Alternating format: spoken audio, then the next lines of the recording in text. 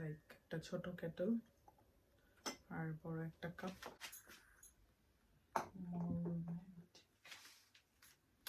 Hello everyone, সবার কি অবস্থা, কেমন আছেন সবাই? আজকে অনেক কাজ করেছি, বাসা বাড়ির অনেক ক্লিনিং সব কিছু করা হয়েছে। যদিও ভিডিওটা বেশ আগের, আমি সকালে উঠেই ঝটপট ব্রেকফাস্ট করে নিতেছি, এমন কিছু খাচ্ছি যেন পেটে অনেকক্ষণ থাকে। তারপর আমি কাজে নেমে পড়লাম। আজকে পুরো বাসা ডিপ ক্লিনিং করব। আমি শীতের শুরুতে একটা প্রপার ডিপ ক্লিনিং দেওয়া ট্রাই করি।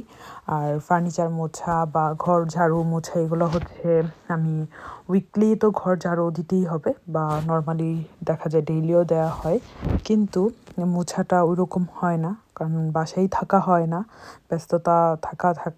ব্যস্ত থাকলে তখন তো বাসায় থাকা হয় না, আর যখন ফ্রি থাকি তখন আসলে ওরকমভাবে করি।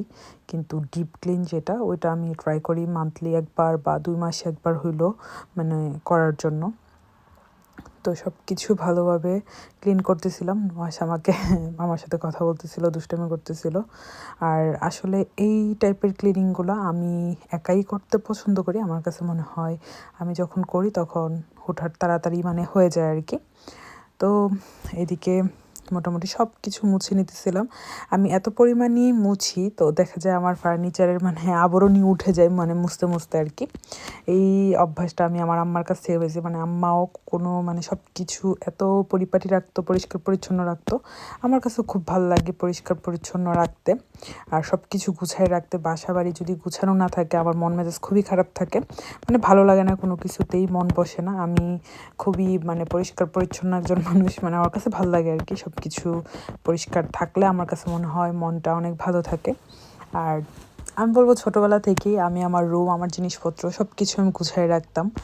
আর বলে না একটা কথা, খুব সাংসারিক একটা মেয়ে আমি। ছোটোবেলায় তো আসলে এত কাজ করতে হইতো না, আম্মা করতো, আপুরা ছিল, যেহেতু আমি সবার ছোট ছিলাম, সবাই খুব সব কিছু করে ফেলতো।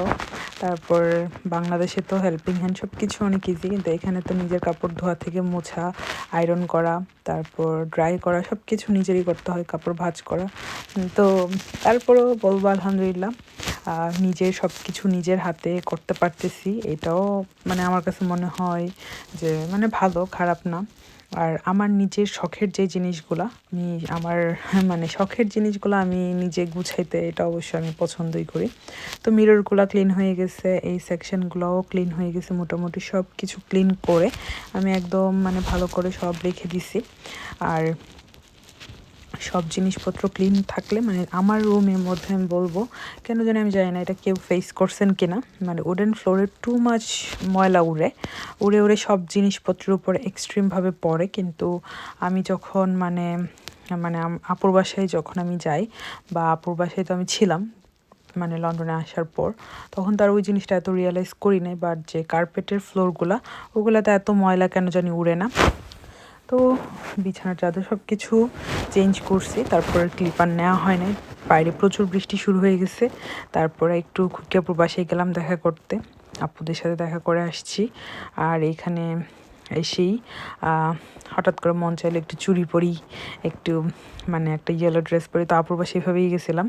দেন আসার পরে একটু ভিডিও বানালাম। আমার অনেকগুলো পার্সেলও আসছে, অনেক পার্সেল আসে, অনেক কেনাকাটা করা হয়, বা ওইভাবে আসলে শেয়ার করা হয় না।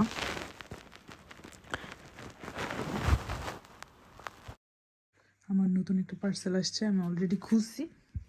খুবই সুন্দর কিউট একটা কাপ সেট আছে, এটাতে একটা ট্রে, এটাতে দুইটা ওয়াটার পটের মতোই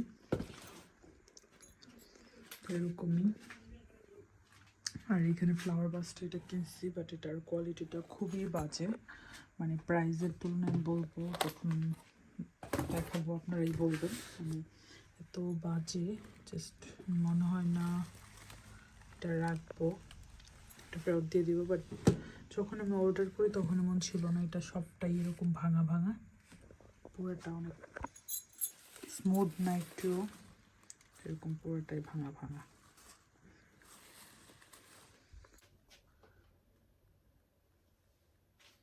এই টি কাপটা কিনছি, এটার সাথে লাইক একটা ছোট কেটল আর বড় একটা কাপ এখানে রাখি। বড় কাপ। আমার কাছে এই টাইপের জিনিসগুলো অনেক ভালো লাগে। আমার কাছে অনেক ডিফারেন্ট টাইপের টি কাপ এই সেই এগুলো আছে, আমার ভালো লাগে আর কি রাখতে। তো এটার জন্য একটা ট্রেও নিচ্ছি।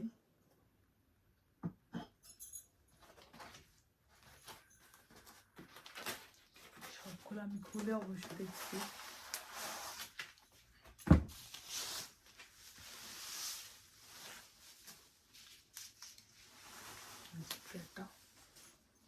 ট্রেটা সুন্দর আছে, এরকম ভাবে রাখলে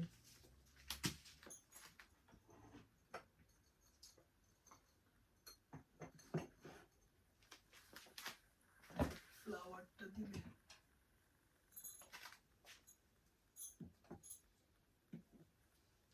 সুন্দরই লাগবে। একটা ভরাই দিলে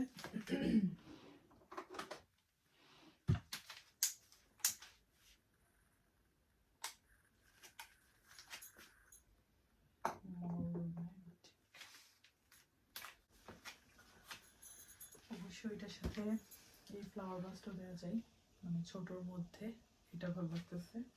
আর এইটা দিলে একটু বড় হয়ে যায়, এটাও খারাপ লাগে না। দুইটাই কাছে রাখলাম, যেটা ভালো লাগে। আর এটা তো হচ্ছে আমার দুইটা ওয়াটার জার, মানে ছোট টাইপের ওয়াটার বটল আর কি। আর এই হচ্ছে ওয়াটার পট।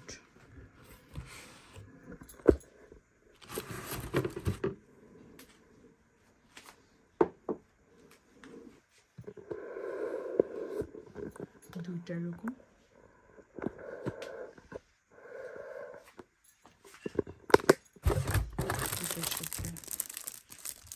স্ট্র আছে।